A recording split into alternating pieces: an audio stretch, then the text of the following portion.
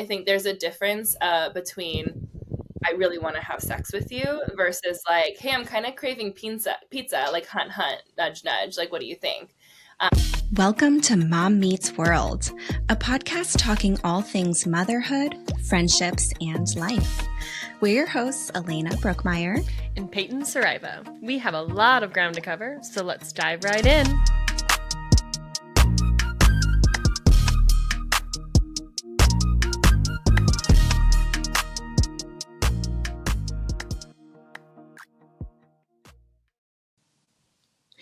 Hey, y'all. Hey, guys. Welcome back to another episode of Mom Meets World. Super spicy episode for you today. So full disclaimer, we talk a lot of things intimacy and it gets pretty deep. So if you are someone who's related to Elena and I and don't want to hear anything about sex, go ahead and skip this one. But everyone else, we really talk a lot about how to get out of that roommate phase. We touch on how to connect with your partner and what connection looks like. That's not necessarily just, definite P&V action. It's just a lot of, fun. We have a beautiful guest, Kyle Hartman, today, and she breaks it down for us. She is a sex therapist. And so we have a really, really special time kind of talking about things, how to bring that relationship to the next level. So what do you think of the episode? What's happening with you? Give me the summary from your end. Yes, very, very spicy, so I loved this one. Kyle is so great and such an organic conversation, and we could just talk for hours and hours. So this episode is a little bit longer, but so worth it. I feel like anyone who's in a relationship can totally benefit from listening, because it's just you don't have to be a mom or a parent to benefit from learning and taking something away from this one. So yeah, so good. Yes. And what's been happening with our world? So mom and dad just left after their big whirlwind month here in Australia. I've been crying off and on since they've left. It was just the most magical month. I couldn't ask for anything better. We wrapped it up with a week in Sydney. Thank you guys so much for understanding. We took a little hiatus for a couple weeks just to, enjoy the moments with my family. I got really busy, and Elena's just the best co-host and bestie that understood that I just couldn't squeeze it in. But I look forward to debriefing with you a bit deeper on how the trip went and how it went, having an extra set of hands around the house with different parenting styles. And, it was a lot. It was wonderful. And just kind of getting back into the routine of our life now that we've got the house to ourselves again, if I'm being honest. Yeah, I'm sure it's kind of a huge transition, even for Cooper, right? Because he's been so used to having company, and so do you think that he's adjusting a little bit better and getting back into his old routine? I know he's starting to get a little sicky right now, but other than that. Yeah, I think it's been good. Mom and dad were watching him instead of him going to daycare. So we've got back into the daycare routine last week, and it was okay. I could tell he was just a little bit sookier, and when Chase would pick him up from work, he was just a lot more cuddly, and I'm picking up a lot more shifts working at the moment to make up for a lot of the spending that we really indulged on our trip in Sydney. So I've worked 5 days straight, and so Chase has been around a lot more and less me time with Cooper. So, it's just been a transition, and I think it's good to have our little family of 3 back. And we had our big Breakwall Christmas party yesterday, which was a blast. We went out to a winery, and my friend Ellie watched Cooper. And man, let me tell you, moms just need to stick together. And it's just so nice to have a really good friend who I can go, hey, can you watch Cooper? She put him down for his nap. She made herself at home in my house, and then she took him over to her house, and the boys just played and played and played. And it's just so nice to have this mom community. And I'm forever grateful for the people I've met down here, and the fact that I can trust Cooper with somebody else. I'm past that phase where I'm checking the monitor every 2 minutes, or is he going to choke here? Is he going to do that? I just know that 1, he's less breakable now, and 2, I just trust her with the world. And I know that they had just an absolute ball, and she ended up being our designated driver, and she came and picked us up from the club, and it was so much fun. So I have to give her a little shout out. It was a really big, awesome day for us. But what's going on with you? What's going on with you guys? Well, that really resonates with me because our change of routine the past week, Ben, my husband, was in Germany for work for 6 days. And that sounds glamorous, but it's not actually. Practically 2 days out of those 6 days were just eaten up by travel, right? So the plane flight. So, and then Chloe girl and I were alone here at home, and that's where like friends came into play of like, I didn't leave her with with my friend Anna, I left her for a couple of hours with our little trade with training her. But the other times we met up with a couple of friends and their little ones, and we just had play dates because I feel like that helps break up just like survival mode of being alone on your own and kind of solo parenting for so long and like several days at a time. So that really helped Chloe and I, especially like, I don't work really. So just to have social time and like talk to another adult when I don't get to talk to Ben when he's at home. So that was really nice. And now he's home and it's so great. And it's just really nice to be able to reconnect. And he's still dealing with some jet lag and all that good stuff. But we do have a trip coming up this week, which I'm excited to really give details into the next episode. But this week we're taking Chloe to her first Disneyland trip. So, oh my God, yay! I know. So it'll be her very first time. We're going for one day at the park, but we are spending like in the general LA area a few days. So we'll get to see an old high school friend of mine and her little one. I think she's 10 months old now. So that'll be really special to get the two little ones together and see that old friend. And yeah, so shout out to you, Sarah. Excited to come see you in LA. And yeah, so I'm like pretty tired just thinking about the trip, but really excited to give more details after the fact in our next recording. So yeah. Oh, I can't wait. Disneyland is top of the list for me as things to do with Cooper. So excited for you guys to go. And hopefully all the LA fires and all of that's going to be subsided a bit, and like sending our thoughts and prayers out to everyone who's suffered a loss of a house. I know one of our listeners and one of my cousins lost their family house out in the fires there. So very, very, very like just aware of all of that sort of thing. But I'm glad you're able to go and catch up with your friend and also enjoy life and,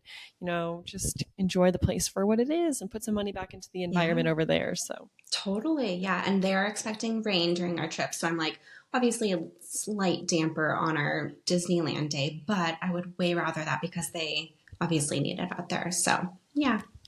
Oh, well, good. I'm so glad. I'm excited. Can't wait to have a bigger intro next week so we can talk a little bit about your trip, but really excited for you guys to hear our episode with Kyle. So do you want to jump in? Yep, let's do it. All right, guys, welcome back. Super excited to have our guest on the show today, Kyle Hartman. She was on our show a couple months ago, and we're super excited to have her back. Since 2018, she's been practicing as a doctor of physical health and as a proud owner of Monterey Pelvic Health, which is a specialty clinic dedicated in pelvic health and all things inclusive for everyone. Kyle is a gender-inclusive, trauma-informed, LGBTQIA-friendly therapist committed to providing passionate and comprehensive care, and a beautiful and exciting sex therapist. And we can't wait to dive into all these things today with you, Kyle. Welcome to our show. Hi, thanks for having me. Oh, so excited to have you here. Even wrapping up the last episode with you, we're like, we got to have her back on ASAP. So here we are. Yeah, no, I'm excited. I'm excited for this topic too. I think when it comes to like talking like pelvic floor physical therapy, I always joke, I'm like, I can talk about that stuff in my sleep. But I am really excited to kind of dive into more of the sexual wellness stuff. So thanks for having me back. Absolutely. Well, it's good to have you. And since we talked to you last, have you been doing a lot more sex therapy, or kind of tell us since we've seen you, how has that progressed within your practice? Yeah, we're definitely seeing a little bit more, which has been really fun, and like some different cases and things like that too, which has kind of kept me on my toes. So it's been a really great learning process. But as far as like the business in general, I just like on Friday, my admin just started. And so I'm finally like able to take off a lot of like stuff on my plate and stuff like that. So I'll be able to dive into it even more, which I'm really looking forward to. Yay. And full transparency to everyone. We're just going to get this over with, rip the Band-Aid. Ben and I are actually clients of Kyle's in this realm. So we have been meeting up with Kyle virtually. So that's really convenient, and handling our own issues regarding intimacy. So she's been a huge help. So huge shout out to you, Kyle. And like, we are praising you. So anyone else who's thinking about it, but obviously we'll have a lot to touch base on in this episode regarding essentially like how to avoid and get out of the roommate phase, and just like all things intimacy and like connection with partners in the household, whether you have kids or not, really. Oh, totally. Yeah, no, totally. And like with full transparency, I'll be happy to kind of share like my life too a little bit, because I think it's interesting. People will think like, oh, she's a sex educator, she's a sex counselor, like she like is an expert in this area, like she's never gonna have that problem. And that's not true. It's one thing to like teach it, and then it's another thing to live it. Yeah. And so I will be like, I'm in that with all of you guys too. Like, it's not like I'm speaking from. Brené Brown is like one of my people that I listen to a ton, and she talks about like the difference between like empathy and sympathy. And when it comes to sympathy, it's like you're talking to this person and you're at the top of the well and they're at the bottom of the well, and you're like, looks like it sucks down there. No, I'm like in the bottom of the well with you guys, and like really trying to, find some strategies that work, not just like for y'all, but like work for everyone too. So, yeah, no, I'm excited. Well, really, really thankful that you're welcoming and going to be open with all these topics with us, because I think, coming from personal experience, I think once you have a family, and your priorities switch to your kids, I think like intimacy kind of goes to the back of the house and kind of just like goes out the window. So like, kind of want to jump in and see what are your thoughts on all of that, and give us some advice on how to break those, break that little rut you've got going on in the house. Yeah. Okay. So it comes like, it stems from so much, right? And there's a lot of things that we can go to like, or like things that we can talk about to kind of like break some of that stuff down. But I think like what I really want to just like kind of break that myth apart now, and like kind of break down these structures, is like the way that our society is viewed, what the purpose of sex is.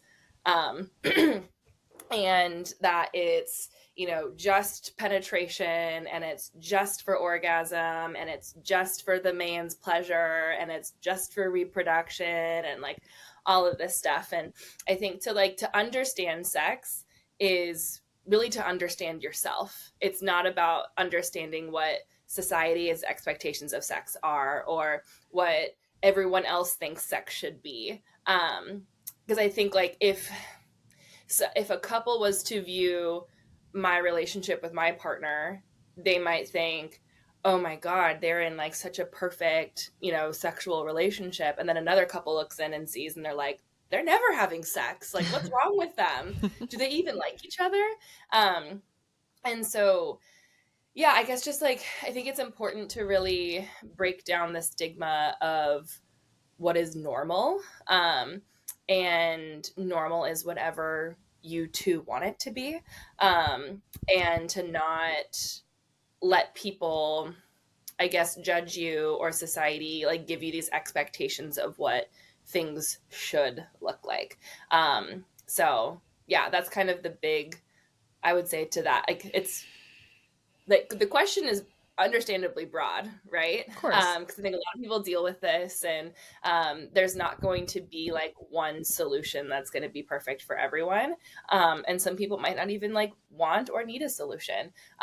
So I'm excited to kind of get into the details of that a little bit, but I think it's also important to recognize some of these societal expectations that are at play, and understanding what really normal looks like, which is whatever you want it to look like, not just what people say it is.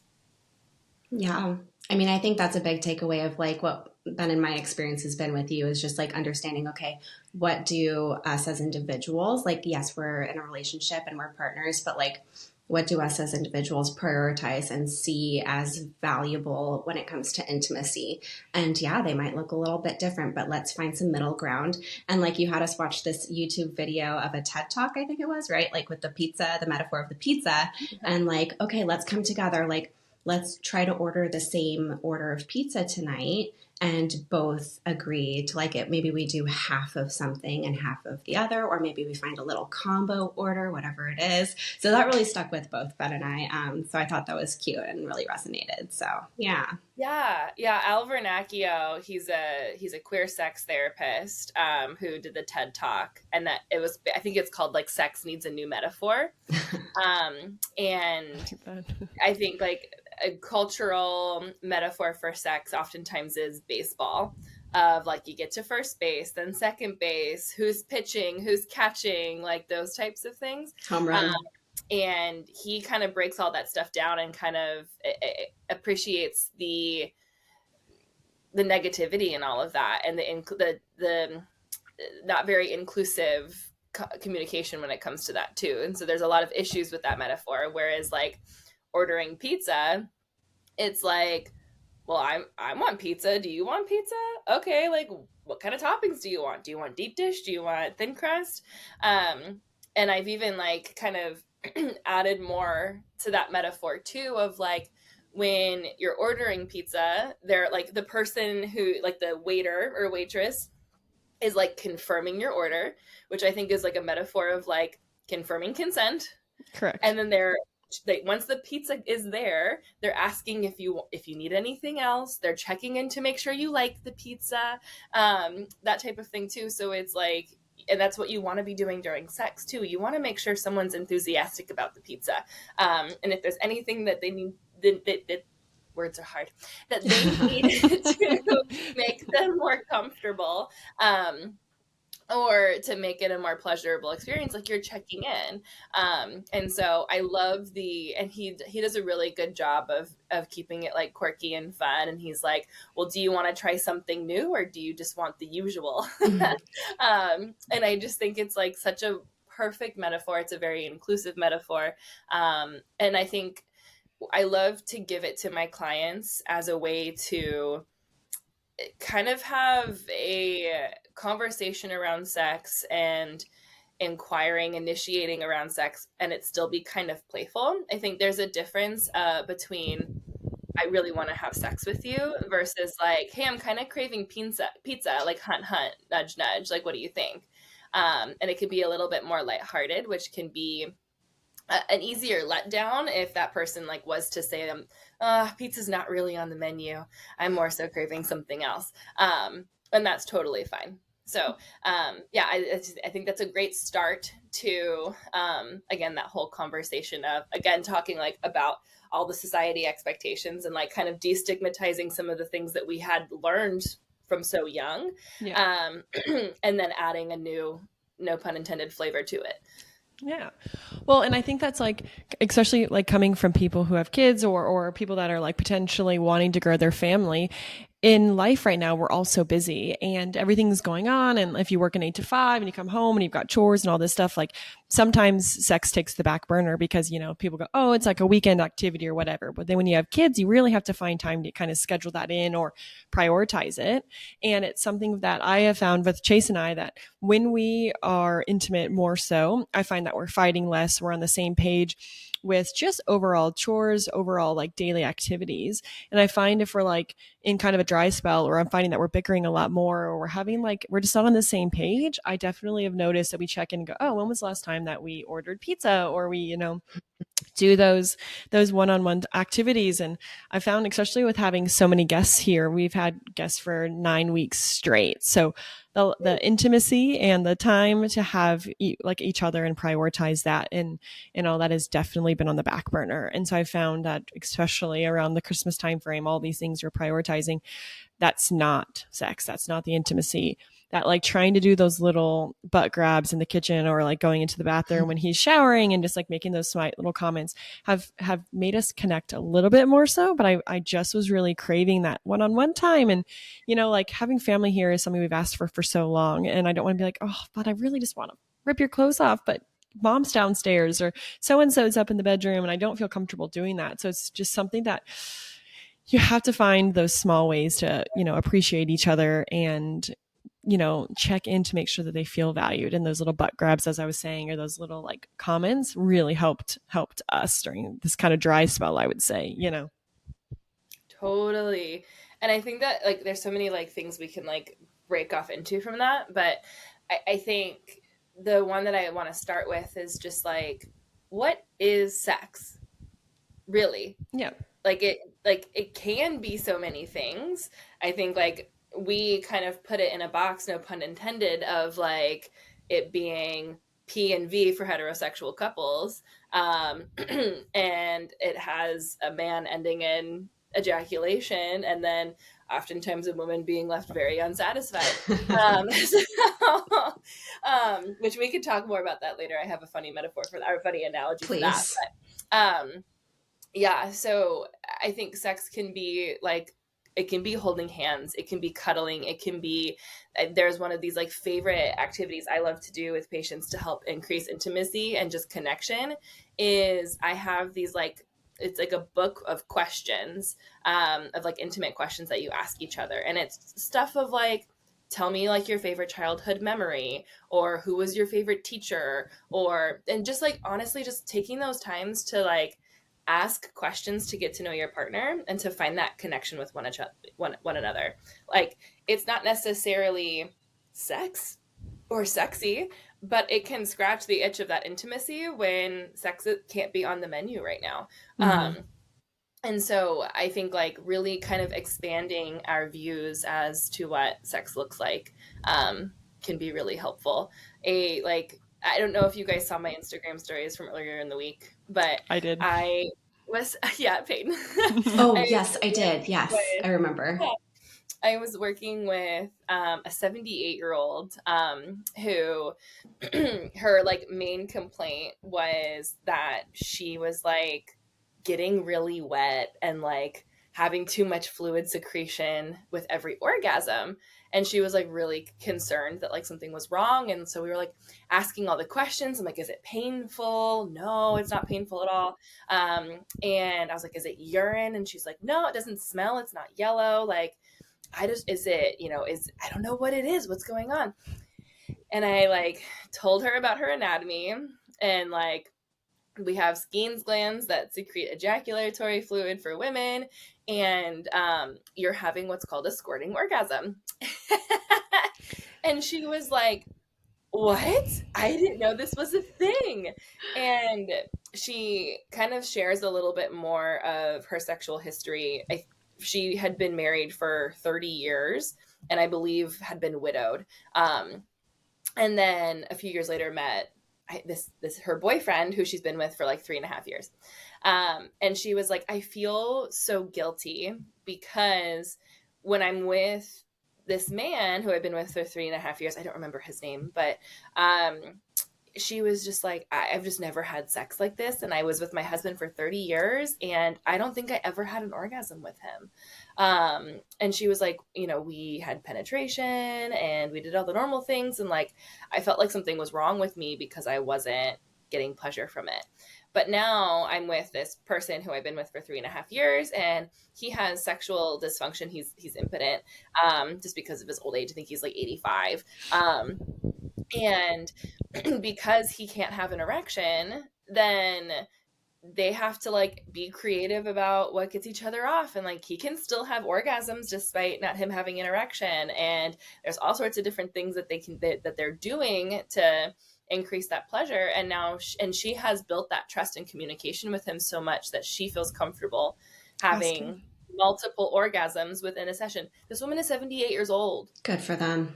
Absolutely. Cheers to that. Orgasms. It's never too late. Yeah, and it's never too late. And this only happened 3 years ago. It's amazing. She was 75 when she had her first orgasm. Like, what?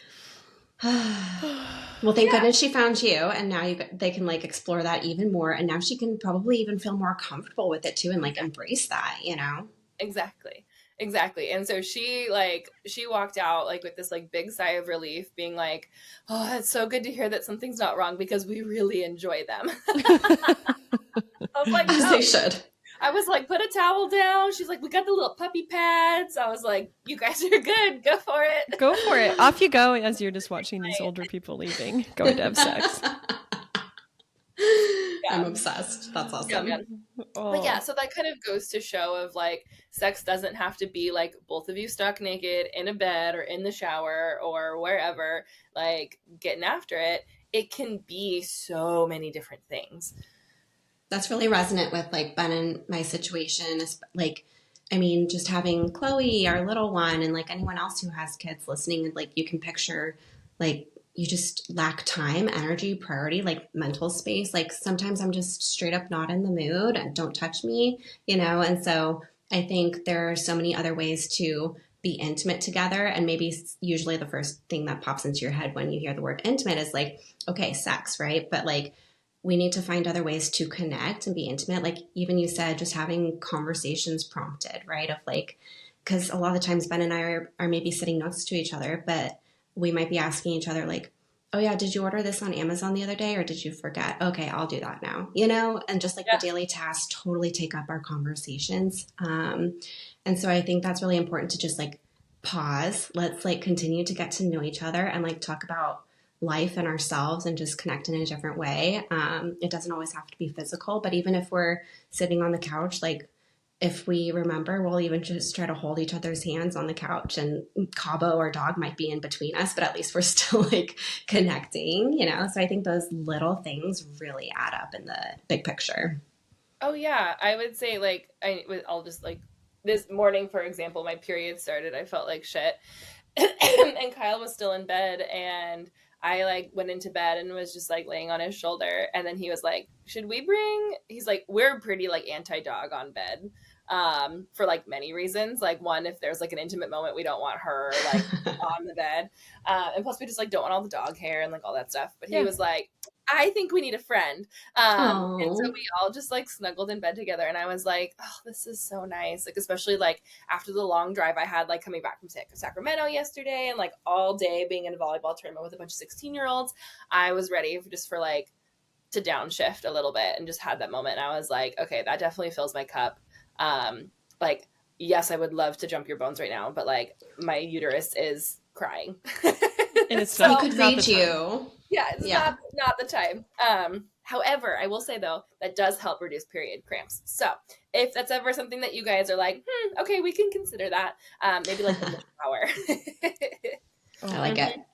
I like that a Yep. lot. Mm-hmm. Well, I just find that for us, like at the current moment, that we've really been able to reconnect again since mom and dad and all of our family have left. But it's those moments where I'm finding that I have a higher sex drive, I would say, than Chase. We've got a little bit of an age gap, and his stress loads, are a little higher at this moment and whatever. But I find that in those moments where I'm finding I'm a little bit rejected, when I say to him, I just think that that's the one thing that you and I can do or share with each other that we can't share with other people. And hence, that's kind of why in this moment, I'm really wanting to be close to you in that way. And it's been nice because our communication used to go, I felt rejected and sad. And then I'd kind of get like upset, or I'd roll over, or I'd be grumpy about it, or I'd kind of just feel like a sense of sadness going, oh, so obviously you're not in the mood for it right now. Let's try to find something else we can do. Why don't we go on a walk, or why don't we like just talk or rub each other's backs or do this sort of thing?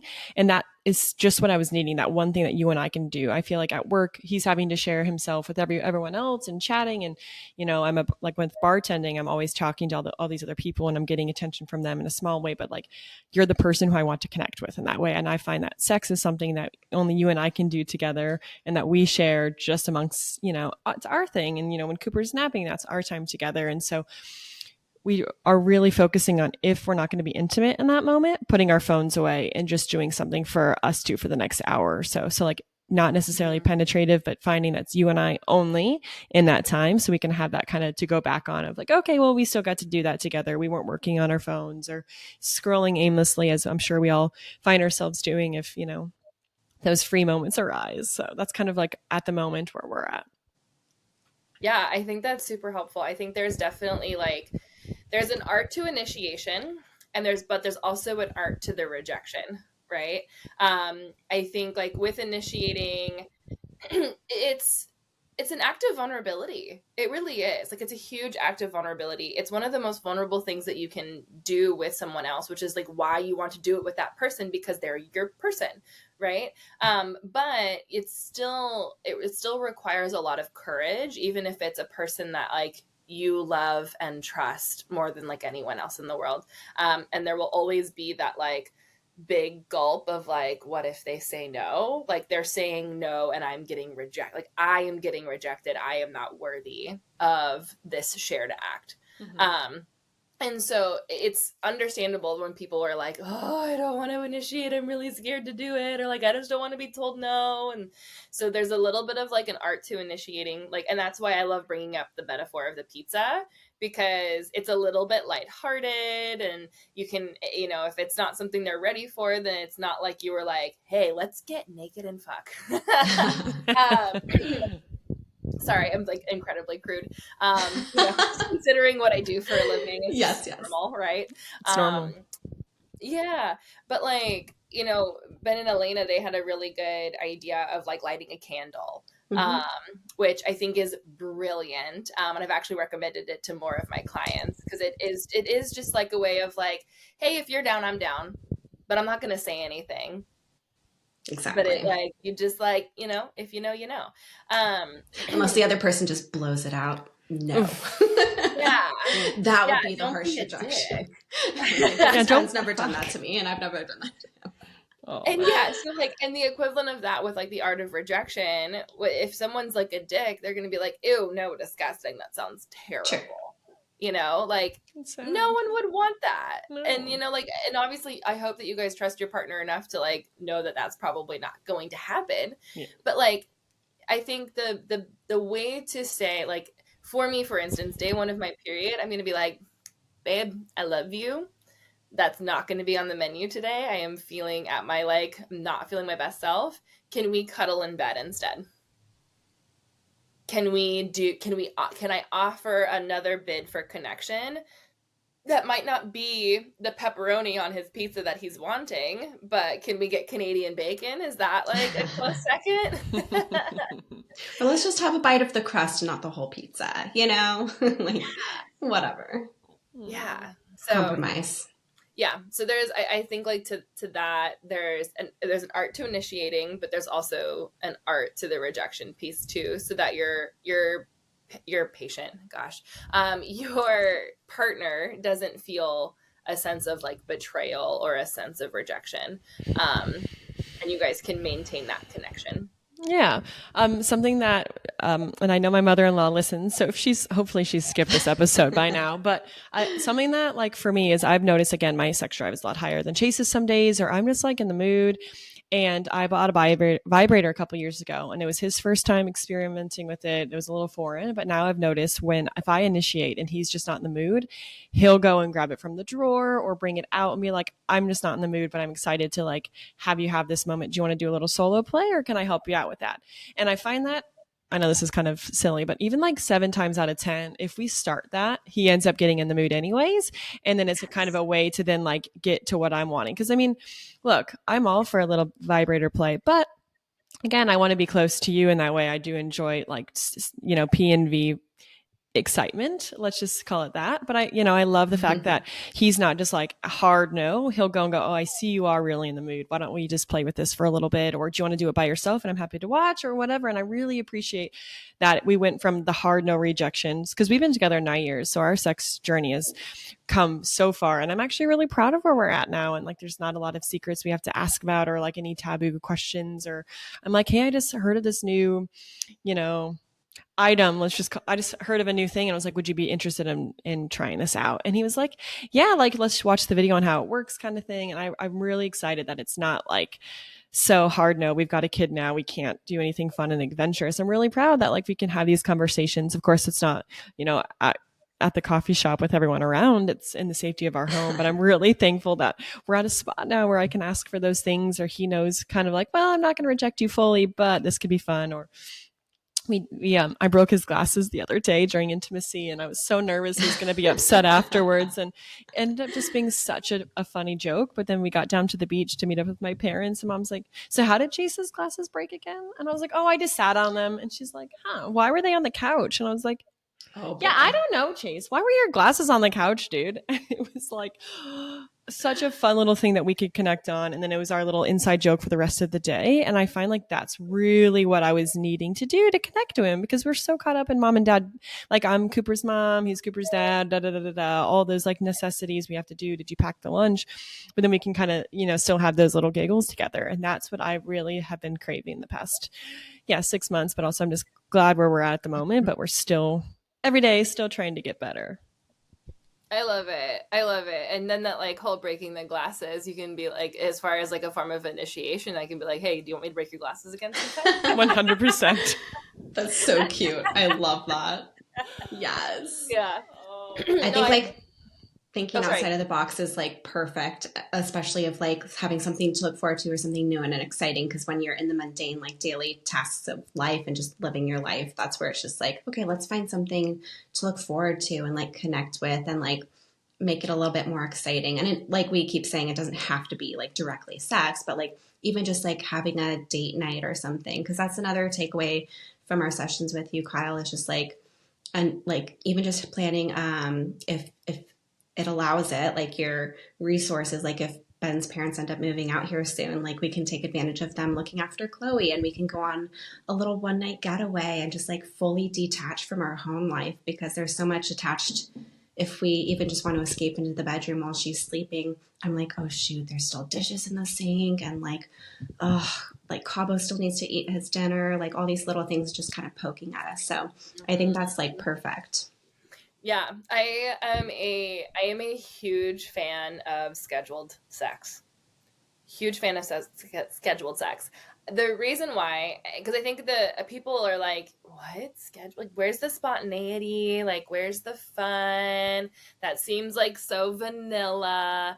And I'm just like, no, man. If you, what you lose in like the ounce of spontaneity that you lose, you gain tenfold in anticipation. Yeah. And the Yeah, anticipation, like if you're like Wednesdays, my sexy night, like you best believe Tuesday night, I'm doing an everything shower. I'm All putting exactly. on cute I'm underwear. putting on my fancy lotion. I'm doing my skin routine. I'm looking like a bad bitch on Wednesday. 100%. I like wear. I always joke like it might not necessarily be lingerie these days, but it's like matching underwear. Like it's black and black with a little lace. I'm like, I'm Yeah. hot shit.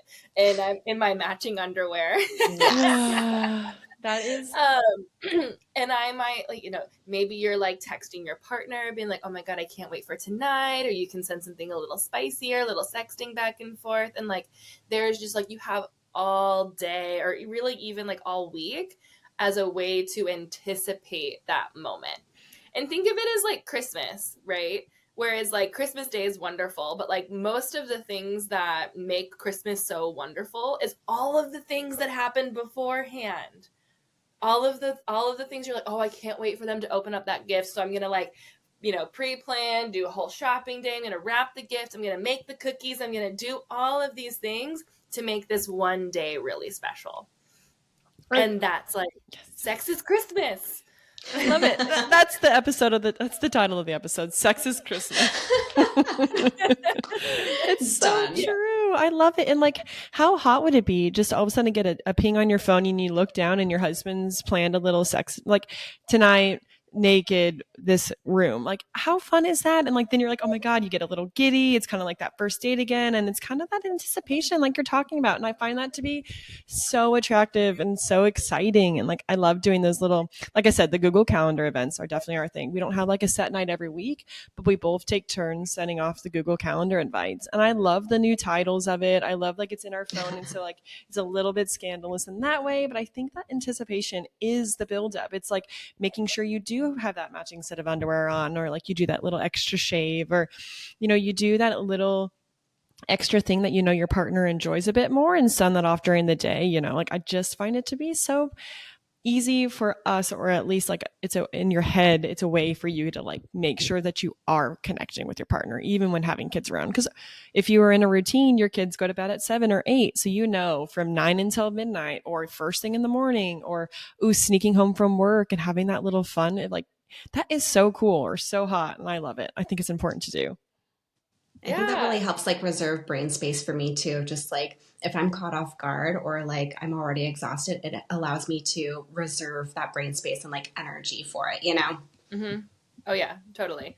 There's I think it's Vanessa and Xander. They have the Pillow Talks podcast. I love them. They're great, but they're very pro like have sex before date night, not after date night. Mm. And I think it's fabulous, and it's right. Like I think it sets the tone for the whole night, and then that way you're not like drunk or like a couple drinks Tired. Tired. in. Like I always like I have 2 glasses of wine and I'm like I'm not drunk, I'm sleepy. Like Yes. I want to go Yeah. to sleep. I start yawning. Maybe I had too much meat to eat, and I'm like, oh, Not feeling so sexy. yeah, yeah. That like sexy lingerie is like not like hitting right. Got some heartburn. Maybe that isn't not the mood. That Yeah. way you get your pizza and you get your pizza. Yeah. Exactly. The Ooh, I appetizer. think that's a good idea. Maybe I should schedule it as pizza night. Pizza You're like, night, should we pizza order night. some extra apps? Yeah, Yeah, pizza yeah. yeah. That's so cute. And then to kind of like hit the rewind button slightly of like, okay, how do you like, I guess maybe there's typical signs of leading up to like, okay, are we approaching the roommate phase? Like, how do you know if you're in the roommate phase? And like, I guess maybe some people, like one partner might be thinking like, oh shoot, I'm kind of feeling those roommate vibes. And maybe the other person doesn't feel that. So do you have any kind of like tips leading into that by any chance? I think it kind of stems back on like again if someone was to like see a window into your relationship, like that one person might see it as a roommate relationship, and then the other might be like, "Oh, this is so intimate. This is like so much different than like what I thought it would be," right? And so I think it is like super individualized, and even within the partner dynamic it's super individualized. So like the things that stem closeness and intimacy for one person might be different than the other person, which doesn't, and people will say that being like, oh, well, then you're just not compatible. And that's not true. If you, it's like, it would be really hard to find a partner where you're lining up 100% on everything, especially with like intimate connection and things like that. So I think it's a matter of over communicating and saying like, hey, I really feel most appreciated and most loved when X, Y, and Z happen.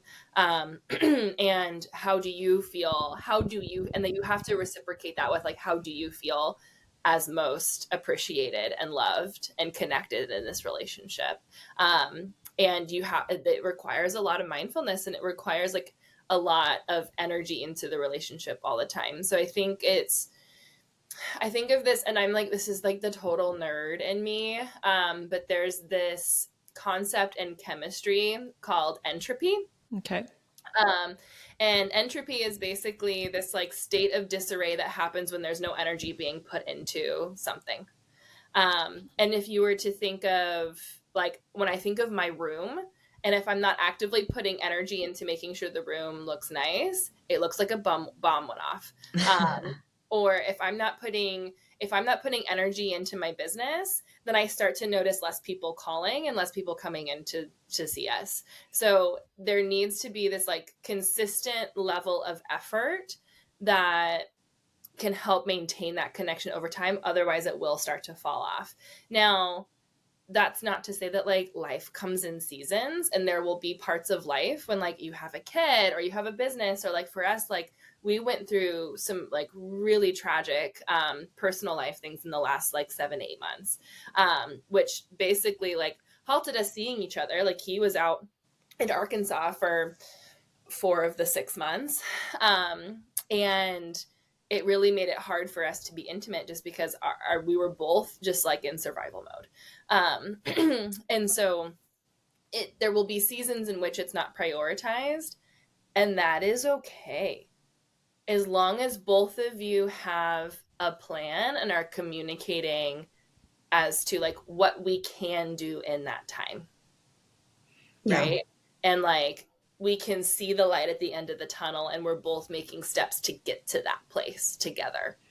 Oh, thank you for sharing that Yeah. vulnerability of like everything going on with you guys. And hopefully everything's okay with Kyle's family, but I'm glad that you're, back together in the physical space together. And I think like, obviously the second you get back together, you're going to want to jump each other's bones, but also holding space that like you've gone through something traumatic, and just being together in that build up to then getting back, to that level of hot sexiness is going to come over time. But I'm glad that you guys have, communicated through all of that. And hopefully you guys are feeling like that sense of togetherness after like 7 months of off and on and a lot of grief, it sounds like. Yeah. And like, quite frankly, like, it doesn't look the way like people think it would be. Like, I feel a lot more closer to him, you know, in the last few weeks, just with things starting to normalize and our like routine starting to come back, and finding more points of connection. But it's not because we're having like hot, crazy, insane sex. Like, we're still like grieving. We're still like, I'm still busy as fuck. And like, I come home after a 12-hour day and I'm like, I have nothing left to give. But that's also for me, that's a form of love that I'm a provider for our family. And so like, that's something that, you know, I think is I'm still serving our relationship and he's still serving our relationship. And it doesn't necessarily mean that we're having hot, crazy sex all the time, but we're finding ways to connect with each other and we both feel good about our relationship. Even if that's not necessarily like top of priority all the time. And I'll say this too, like, Emily Nagoski, she's a sex therapist, or sex researcher, I should say, and wrote the book, like I call it the like sex Bible, Come As You Are. Yeah. And it's a fabulous book for anyone who's been kind of like curious about this topic, especially as a woman, or someone who owns a vulva, I should say. It's just a fabulous book. But she kind of opens up about her sex life too, because she's like, I literally wrote the book on sex. And as I was writing it and as I was doing all the PR and all the book tours, like they had not had sex in like 3 or 4 months. And she's like, I'm literally like educating people and talking to like hundreds of thousands of people who are reading my book about how to have the best sex of their life, and I'm having none. And I think something that is kind of like a mic drop moment is like, we don't owe our partner sex. No. That's not something that is owed to them. It is something that you two come together and share together. It is not something that is owed to them. And so I think, you know, if you're in a relationship where that's understood and it comes from a place of being like mutually together, as opposed to like, I deserve this and you did, like, it is your responsibility to give this to me, that's when things start to falter. That's what, like, that stuck with me with, I think it was maybe our past session with you. You said, no one else, or like, you're responsible, like, for essentially your own orgasm. And I'm like, what? You're like, sit on that for a second, guys, sit on that. And so essentially it's just like, you have to ask for what you want. Like, you can't just expect that it's going to happen or think that they can read your mind, blah, blah, blah. So I think it like all kind of revolves back to, you know, communication and understanding and just like acknowledgement too of like, okay, even if you're not having sex or being intimate in that way for however long, if you guys acknowledge it and it's not just like swept under the rug and it's an elephant in the room, because Ben and I are pretty good about that, especially him. He'll be like, sorry, we haven't been intimate in so long. You know, I know we've both been sick and like this and that. And like, he doesn't even need to apologize, but just the fact that like we're talking about it, like makes me feel better and it definitely helps. Yep. So I think that's like, that plays a huge role in whenever there is lack of that going on. Totally. I think it stems from a place of body autonomy, right? Like, my pleasure is my responsibility in all spaces of life. And this is a space where it's like, yes, I would love to have my partner like provide me pleasure, but if they're, you know, DJing me like crazy and I don't find that pleasurable, like, that's on me to tell them like, hey bro, can you slow down a little? Like, that's a little too hot and heavy, or that's slow a little tune. too period. Yeah, I'm like more of like an R&B kind of girl, not like an EDM, you know, kind of girl. Yeah. I'm gonna need you to slow that down. Or if it's like only penetration and that's all you're getting, like, I tell this to straight men all the time and they are kind of like mind blown. I'm like, penetration for women is the equivalent of like having your scrotum touched. And they're like, what? Like, and then it's like, yeah. And I was like, I mean, I'm sure it feels nice, but it's like not the thing that's gonna get you off. And they're just like, oh my God. Boom. What? If only more of them But I knew. thought my dick was huge. And I thought it, no. It's like, no, that's not it, girl. Not it, boy. Yeah. I think like there's so many like shows on Netflix and like, okay, think about Bridgerton and there's all these big hot and heavy sex scenes and you think that they're going to last 30, 45, an hour or all, time after time after time. And that's not the reality. And so I do think it sets people up for not necessarily failure, but like if your intimacy looks like one person gets off in that moment and that's all you had time or energy for in that space, or like, hey, look, I was able to pleasure you that time. It, Making sure that it's not a tit for tat thing, like, oh, I gave you this, so make sure you give it to me next time. Like making sure that the Mhm. communication's there. But a big thing that we've been doing recently that I've appreciated a lot is like after the intimacy is over, after that big moment's over, we find ourselves going on a walk or going to do something that like Cooper's occupied. So I'm not trying to be a bad mom in that moment, but hey, I really liked it when you did that. Can we do that again next time? So positive reinforcement of things that we're enjoying as opposed to criticizing the things that we don't in the moment. Because if, in that vulnerable space where we are naked and we are doing all these fun, exciting things, if you're not liking something and it's not hurting, but it's just not exactly what you were liking then, I find instead of saying in that moment, oh, I don't like that, finding a way to be like, oh, I really actually liked it when you did. Can we go back to that one thing? Finding the way to redirect that conversation to things that you are enjoying or that did feel good as opposed to criticizing that new thing that they're branching out to doing has made such a difference. Oh, 100%. 100%. Nothing's going to feel more like rejection to someone than saying like, oh my God, stop that. Oh, God, I I'd cringe. I would die if you said that. Right. I would die. Yes. I would fucking die. But it's like, oh, Part I of it. really like it when you do that, or like that's the right spot, maybe a little slower, and like having that positive reinforcement. And then I think what you did was great is like going for a walk and like getting yourself out of the room, out of that like oxytocin, like cuddle state. And then having a debrief. Because again, nothing is going to feel more like negative than like right after being like, yeah, I didn't come. I didn't. That didn't feel super great. And they're like, fuck. Because then they're like, I thought that was great. And then you're sitting there like, two thumbs up for you. But, like, I think it's so important. Totally. Totally. Yeah.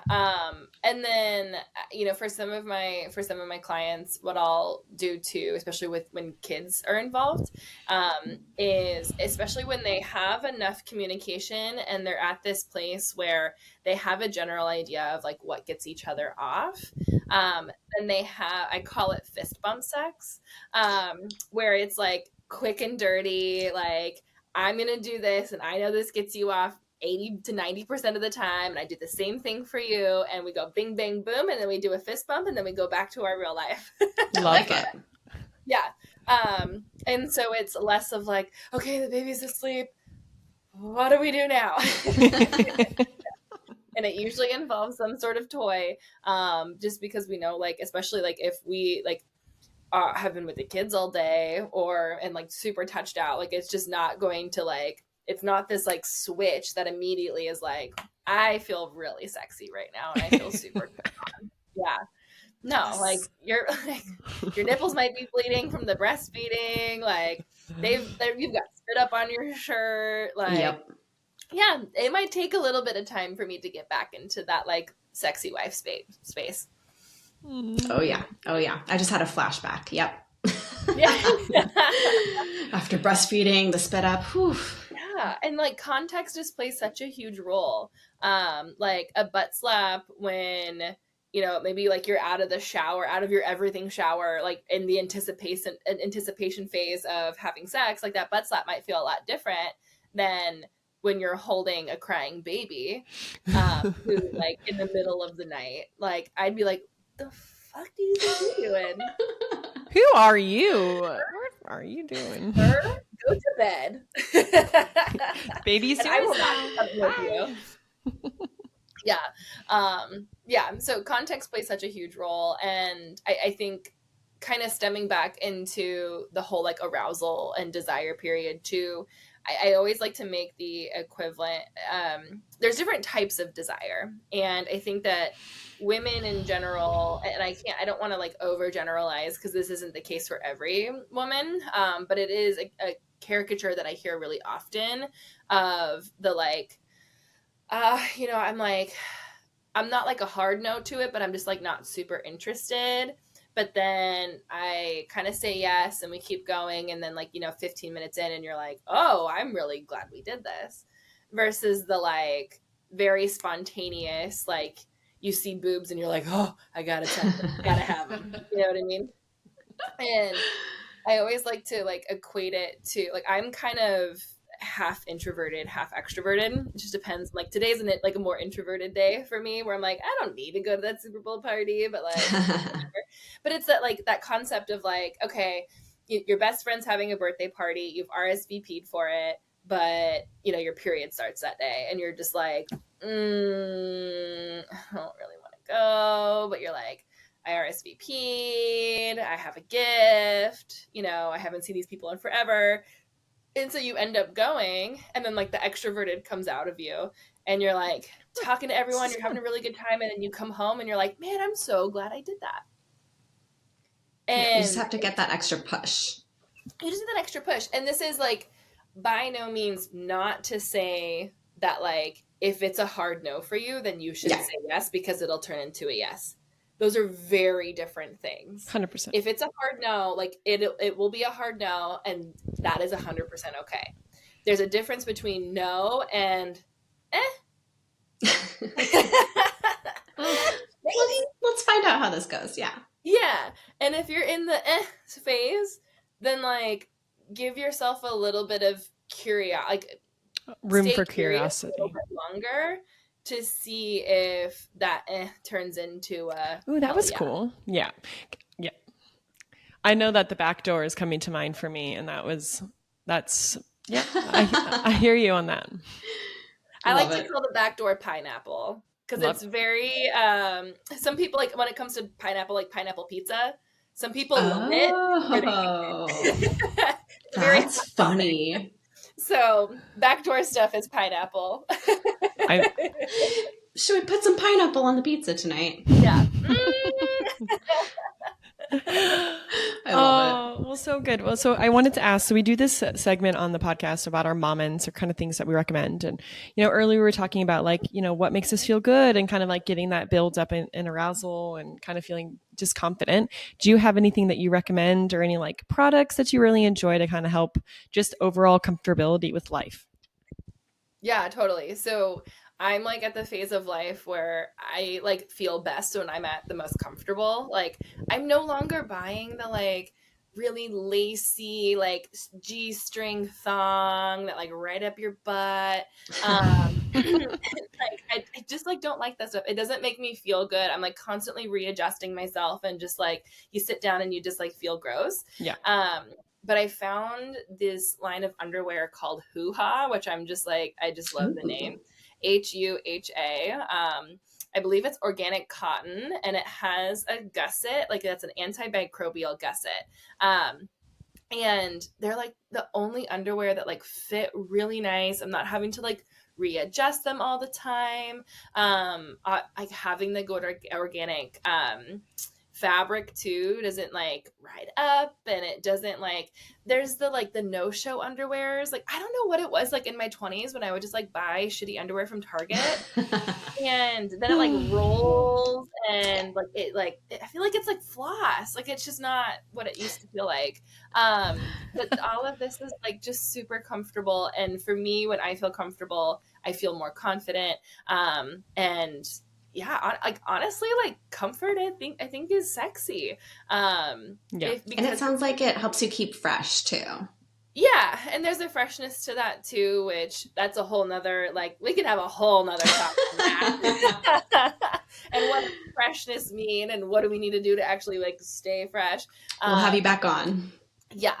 A lot of those products are trash, but having like good organic cotton underwear is like super helpful for all of that. So check out Hoo Ha. They actually have really nice bras too. I would say for women who are larger breasted, it might not be your place. but us in like the itty bitty titty community, big fan of like the bralettes that they have. So yeah. Love it. I'll have to check it out. Like ASAP. Love it. Thanks. Yeah, man. I was so excited to spend like $25 on a pair of underwear. Oh, the investment. It's worth it. I know. I was like, damn, I used to buy like the Victoria's Secret like 5 for $25. Yep. But then they were trash. They don't last. They deteriorate. They're just not good. Let her breathe. Like, let her breathe. That's it lining. That's like a flap. And I'm like, what is this? Like, what do you stick in there? What is this? Ugh. Over it. Weird. It's weird. I'm not here for it. Okay, so we could literally talk forever. I feel like this is just such my cup feels filled. I feel horny. I feel excited for life. Life is good. Sending off that sexy tech now. Get it, girl. Anyways, obviously joking around, but thank you so much for coming on and chatting with us again today. Yeah, I was super excited to talk about this, and I think like I said in the beginning, and just to kind of like bring it full circle, I hope that this helps people feel like they're in a realm of normal, and like what really defines normal in the beginning anyway, but that they feel a little bit more empowered in their body and how they identify with their sexuality. And if there are more questions or things that they want to dive deeper into, or other things that they're like concerned about, I would love to chat with them just to help them make them feel a little bit more comfortable about their sexual experience, because I don't want anyone to be kind of put in this box of like what it should look like. And it's really just about communicating on like what is important to you. Absolutely. Yes. Well, do you want to give us your Instagram name or where everyone can find you? We will link it in our show notes, and we'll do a post about you as well. But like, let everyone know where to find you and how we can get them set up to hopefully help make their lives a little bit better. Yeah, totally. So I am on Instagram. You can find my clinic at Monterey Pelvic Health. That would be where you would like schedule appointments if you ever wanted to do like a virtual sex counseling appointment or anything like that. And then I just started my like my personal brand. Ooh. It's not like that, but Monterey Pelvic Health is a pelvic floor physical therapy clinic, and that also does sex counseling. I am kind of like having a special account that talks about more spicy things. And so it's going to have more of that like sex focused content on there. So you can find me, I think it's like Dr. Kyle Hartman on Instagram. Yeah. Perfect. Mm-hmm. Ooh, looking for that spice. If I can get myself to post consistently, then yes. I think that's the biggest challenge in general at the moment for most people. Consistency is so hard with Instagram. But then with the admins, I think it's gonna happen. You got it, girl. Oh man, we're getting there. Yay. Well, Ben and I will be seeing you next week, so we have our session booked with you. Valentine's Day. I know, right? Yes. So yay, this has been fun, and like I said, we will definitely have you back on here in the future. We'll have more to discuss. Like Peyton said, we can talk for hours and hours. So yay. Well, go off to your Super Bowl party, and happy Super Bowl Sunday. Woohoo! Sports. Obviously, Yay, Peyton and I aren't doing anything, but yeah. Oh. Yo, football, sporting stuff. Wow, like, when's the next pro volleyball game on? Exactly. Oh, that's so good. I'm just here to watch the halftime show and eat the snacks. Yes. I like, maybe this is me just being like a boring white girl, but I don't like, well, I cannot tell you like one song that Kendrick Lamar sings. Oh, fair. Rap, sorry, sings. Who am I? If I heard them, I would recognize them. I just can't list off like the names though, but I'm sure he'll put on quite the performance. He has to. And so there's going to be like guest appearances and whatnot. One of his songs is Not Like Us, which is like a diss track for Drake, and Cooper loves that song, but it's quite inappropriate. And so I just like have the well, I'm not going to lie and say it's always on the clean version, but he'll go pop, pop, pop in the back seat, and I just see him bobbing his head over there. And so I know he'll be excited for the halftime show. Dude, there's no judgment on like the clean versus explicit. Like he doesn't know. You met my mother. I love your mom. All of the cuss words, like by the time I was like 8 years old. She was like, if you're gonna cuss, you're gonna be fucking articulate about it, okay? Your mom is That's so awesome. beautiful. Give your mom a big cuddle for me and tell her I love her. And I'm so glad that they're doing well as well, you know. For sure. Yeah, totally. Yay. Well, that wraps up this episode. So good. And we'll see you guys next time. All right, guys. Talk to you later. Bye. Bye. Thanks for joining us on this week's episode of Mom Meets World. If you enjoyed listening, please give us a like, subscribe, and find us on Instagram at Mom Meets World Pod. Because sometimes you just need another mom to remind you that you're getting it right more than you're getting it wrong. See you next time.